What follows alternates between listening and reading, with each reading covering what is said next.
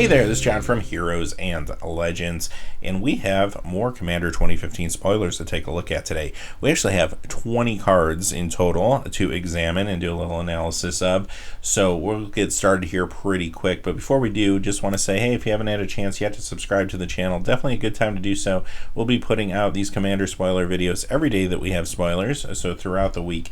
And then once we get the full deck list, we'll also do some deck analysis as well. This is a very exciting product, and let's get into these cards because there's some pretty cool stuff today. First is Dawnbreak Reclaimer, and this is 2 white, 4 colorless. It's a 5/5 flying angel. At the beginning of your end step, choose a creature card in an opponent's graveyard. Then that player chooses a creature card in your graveyard. You may return those cards to the battlefield under their owner's control. So this is pretty interesting to me. It's probably in the Boros deck because Boros is trying to put out some big creatures. That's definitely their theme. And I kind of like the political game here. You can try to use this on an opponent and try to kind of make an alliance and say, hey, I'm going to give you one of your good creatures back. You give me one of my good creatures back, and we take down these other guys. Or you look for the opponent that maybe has nothing good in their graveyard and they're getting back like a 1/1 or something like that, and you're getting back like a 6/6. There'll be times, especially at the end of the game, that if it's down to you and someone else, this card might not be profitable. They may have just better stuff in the graveyard than you have, and this gets stuck in your hand. That's not going to feel good. But definitely it's going to be interesting to see how it plays with the other cards in the deck that are surrounding it, if there's some ways to make this better than it is on paper. But still a pretty cool card, does some neat things for the game. Next is a reprint. It's Karmic Justice. 1 white, 2 colorless. It's an enchantment. Whenever a spell or an ability an opponent controls destroys a non-creature permanent you control, you may destroy target permanent that opponent controls. So again, this Boros deck is playing this kind of stall game, and it's very interesting to me because typically when you think Boros, you just think aggro, like get your little soldiers in and just attack, attack, attack. And that's not what this is doing. Now the commander is kind of doing that because the commander herself, she's kind of building counters, and she's got double strike and vigilance. She's just trying to get in the red zone, but the way she gets more counters is by playing big slow creatures like giants and dragons and stuff, and for her to do that, you almost need to just slow down the rest of the game. So we'll see some more examples of that as we go, but it's a very interesting build. I'm very curious to see the deck list for this Boros deck. Next card was spelled from an Italian language spoiler, so the name may be a little off in translation. We'll call it Brewed Viper. Costs a blue and 4 colorless. It's a snake, and it has Myriad. It's a 3/3, and whenever it deals combat damage to a player, you may draw a card. So I like this. It costs 5, but with the Myriad, you know, it attacks everybody, so even if it only gets through to 1 or 2 players, you're still getting a little bit of card draw. That's kind of nice, and if someone doesn't deal with it on the board, you're going to be drawing a few cards here and there and giving you definitely some good advantage. So I really like this design. I think this is pretty cool. Next is Gigantoplasm. 1 blue, 3 colorless, and it's a shapeshifter, 0/0. When it enters the battlefield, you get to copy any creature on the battlefield, except it gains X. This creature has base power and toughness XX. Okay, so someone who played with a lot of clones back in the day, clone used to be an awesome card. It used to be a great card back in the old days. You could just sit there, clone Sarah Angels, basically win a game. And here's clone with upside. That's pretty cool. And I know clones probably not as good as it used to be in the old days, but I think it's great in a commander game, and just the fact that you can clone the best thing on the board and then pump it, I think that's kind of awesome. On top of that, I love the art. The character from Ravnica, I'm not going to try to say his name because I'll mispronounce it, I'm sure, but I love the fact he's being chased by the goblin and he's been cloned and pumped up in the picture. That is awesome. Next we have Sori Ambusher. 1 blue, 4 colorless, and this is a 4/1 Cat Illusion with flash, and whenever damage is dealt to it, draw that many cards. And this is just a cool combat trick. So you're gonna get beat down, your opponent's coming in with some huge creature, you flash this into play, and now you chump block and you gain it, and you just sit there and draw a ton of cards and gain card advantage. That's awesome. I love this combat trick. Now granted, these are pre-constructed decks. Your opponent might know you could be sitting on this if you have 5 mana untapped. But, hey, if you build your own commander deck and you use this in it, then this is something that people probably aren't going to play around. This is pretty cool. I really like this one. Next we have Deadly Tempest, 2 black, 4 colorless. It's a sorcery. Destroy all creatures. Each player loses life equal to the number of creatures he or she controls that were destroyed this way. So it's a board sweep, which is always good. You definitely want to have one of those on hand whenever you can. It's, if nothing else, a panic button. Now you could take some damage. Now my assumption is this is probably in a deck that's not running, say, tokens or anything like that. So it's going to hopefully give you a little more value than maybe your opponents would get out of it. But yeah, it's a great board sweep. I think it's fantastic. Only costs 6, very reasonable in Commander. And I love the art. It almost looks like Damnation. Like if you zoomed in on the picture, this is what you'd be seeing happening near the kind of the where the light's crashing in. I think that's pretty cool. Next we have Dread Summons, 2 black and X. It's a sorcery. Each player puts the top X cards of his or her library into his or her graveyard. For each creature card put into a graveyard this way, you put a 2/2 black zombie creature token onto the battlefield tapped. Okay, so first off, you're going to be able to mill a little bit, but you're also going to net some huge amount of zombies. Now they do come into play tapped, which gives your entire opponent's team a chance to just strike you down for pulling this off. So that's the downside of this card.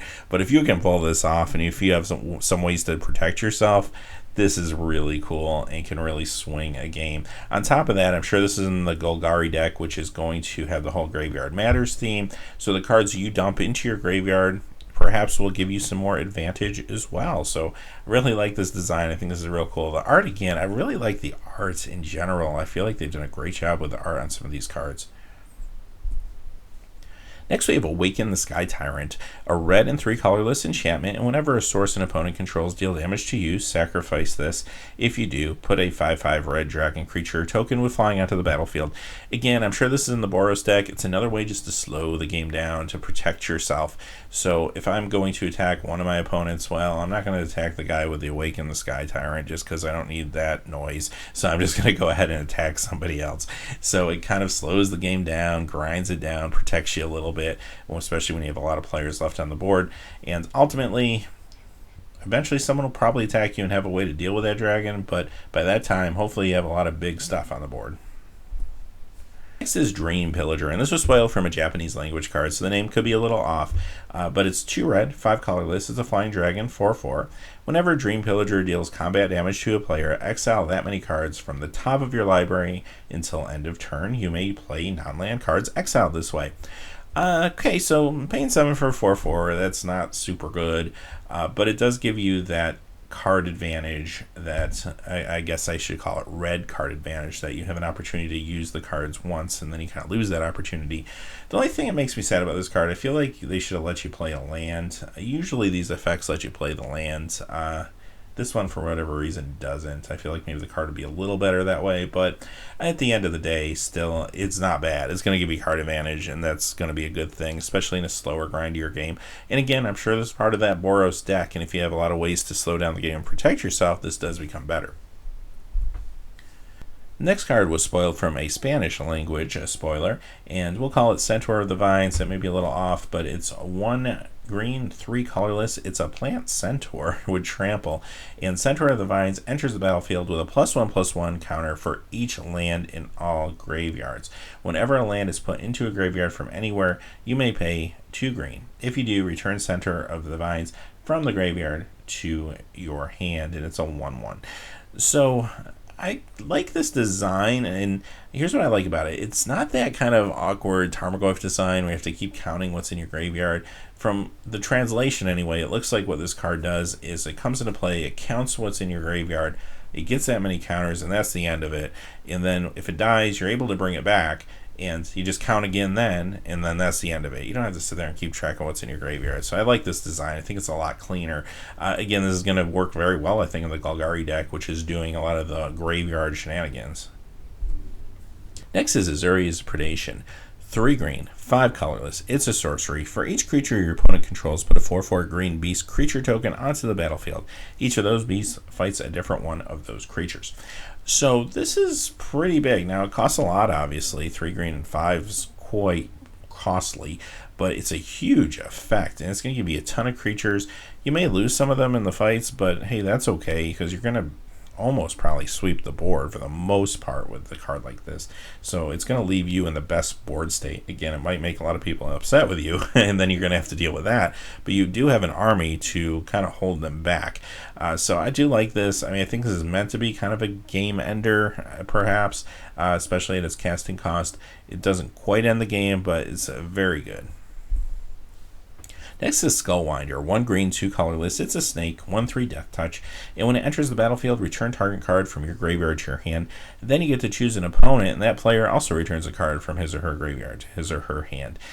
So first off, this is obviously in the Simic deck. It's a snake. There's a little bit of a small creature / maybe token and snake theme going on there, which is pretty interesting. But I like, again, the political game you get to play here, that you get to basically regrow something, and you get to tell someone else at the table they get to regrow something. So either you're picking the opponent that doesn't have anything to regrow, or you're picking the person who maybe does have something, and you're trying to build an alliance. Again, I really like that design. Really cool stuff. Spider Spawning. Now, this is a reprint. Those of you who played this in Innistrad, especially in Draft, know how powerful this card can be. 1 green, 4 colorless. It's a sorcery. Put a 1/2 green spider creature token with a reach out to the battlefield for each creature in your graveyard, and it can be flashback for a black and 6 colorless. So you get a bunch of junk in your graveyard, you play this, you get a ton of 1/2 spiders, and then you do it all over again. It's awesome, and it can win games. This can be a win condition. It doesn't look powerful on paper, but this is a very powerful card, and it's going to do very well in that Golgari deck. Again, this could be a win condition in the Golgari deck under the right circumstances. You can just make so many creatures and just have so much value with a card like this. It's crazy. Alright, the next card was spoiled on Reddit, but it hasn't been officially spoiled from Wizards of the Coast. So, as always, you want to be at least a little wary of those type of cards. But it looks pretty legit. We'll take a look at it. It's Azeri Claw of Progress, 1 blue, 1 green, 2 colorless. It's a legendary elf warrior, 3/3. Whenever a creature with power 2 or less enters the battlefield under your control, you get an experience counter. At the beginning of combat on your turn, put X +1/+1 counters on another target creature you control, where X is the number of experience counters you have. So, again, more support, I guess, of the Simic deck is maybe going small, where Boros is going very big, Simic's going small. I assume we'll see tokens, maybe some token generators, stuff like that, but we're definitely seeing a lot of small creatures and snakes, which is kind of a sub-theme, which is pretty interesting, and this commander is going to help make those small creatures bigger and better, and I think it's pretty cool. So I'm looking forward to seeing more Simic cards. I really want to see how this deck kind of comes together. Next is another reprint. It's Coiling Oracle, 1 green and a blue, and it's a 1/1 snake elf druid. And when he enters the battlefield, reveal the top card of your library. If it's a land card, put it onto the battlefield. Otherwise, put that card into your hand. This is a great value card, and if you played with this in the past, you know how it looks a little underwhelming, but it's very good. Sometimes it ramps you, and if it doesn't ramp you, it replaces itself. It's pretty decent. Now, combine that with the fact that you have a Simic deck where small creatures matter and snakes seem to matter, it gets a little better. So this could be pretty cool in that Simic build. Next, we have yet another reprint. This is Counter Flux, 2 blue and a red. It's an instant, and it can't be countered by spells or abilities. It counters target spell you don't control, and for an additional colorless mana, it can be overloaded, and then you can counter all spells you don't control. So if you're in a counterspell war, that comes in handy. It's a good Izzet counterspell. I mean, it's like cancel if you're in Izzet colors for the most part, and it has a lot of upside to it for having to cast red instead of the colorless part of cancel. I like this. It's good. It's a good utility card. And here we go with another reprint. This one is Death Grasp. 1 black, 1 white, and X is a sorcery, and it deals X damage to target creature or player, and you gain X life. Very versatile card. It's good removal if you need removal, or at the end you might be able to just burn out your last opponent, get the win with something like this. And anytime you use it, you gain a little life, which isn't a bad thing either. It's not as good probably in a multiplayer scenario compared to one-on-one if you're playing this in, say, like a draft or sealed, but it's going to be pretty good. I think it'll do some work for you. And here's another reprint. We got Gizella Blade of Gold Knight, 2 white, a red, and 4 colorless. It's a legendary angel, 5/5. Has flying and first strike. If a source would deal damage to an opponent or a permanent an opponent controls, that source deals double that damage to that player or permanent instead. If a source would deal damage to you or a permanent you control, prevent half that damage rounded up. Again, it just fits right into that Boros theme that you're getting a big creature out. It's a little pricey, but it's also slowing down the game. Now you're taking only half the damage you normally take. Plus, you can deal out some more damage. Great card. This really seems to speak to that Boros build. It's very intriguing. Alright, let's move on to a couple artifacts. We have a Sandstone Oracle. Cost 7. It's a artifact creature Sphinx. 4/4 flyer. And when it enters the battlefield, choose an opponent. If that player has more cards in hand than you, draw cards equal to the difference. Okay, so you're paying 4 for a 4/4 flyer, but even if you only get 1 card off of this, I'd do it. I think it's pretty good. If you get 2 or more cards out of it, then it becomes great. So sometimes it's a tag conditional, but still going to do some work for you. I do like this card, and I'm a little intrigued to see which decks it will show up in. Alright, our last spoiler for the day is a Seal of the Guild pack. This was spoiled from Tolarian Community College, so if you haven't had a chance to check out his video on this, definitely do so. It's awesome. So this costs 5, and of course it's an artifact. As it enters the battlefield, choose 2 colors. Each spell you cast costs 1 less to cast for each of the chosen colors it is. So pretty cool. It's kind of like a mana trinket, but not really, but kind of does the same thing. I'll be curious to see what deck it's in, but I'm kind of thinking it's at least in Izzet, maybe because Izzet is kind of spotlighted in the art there, but also this feels very Izzet to me. It feels like this is what the Izzet deck's trying to do, help you power out some big crazy spells. Maybe it will use more overload, like we saw in the Counterflux card a few moments ago. So yeah, I'm very intrigued to see more of the Izzet deck as well. All these decks, I think, are really cool designs from the cards we've seen so far. So having said that, those are the spoilers for today. We'll be back tomorrow. I'm sure we'll have many more to talk about. And like I said, once we get through all the spoilers, we'll be back with some analysis of the actual decks themselves. So as always, thanks for watching. Please remember to like and subscribe, and have a great day. Hey, thanks as always for watching.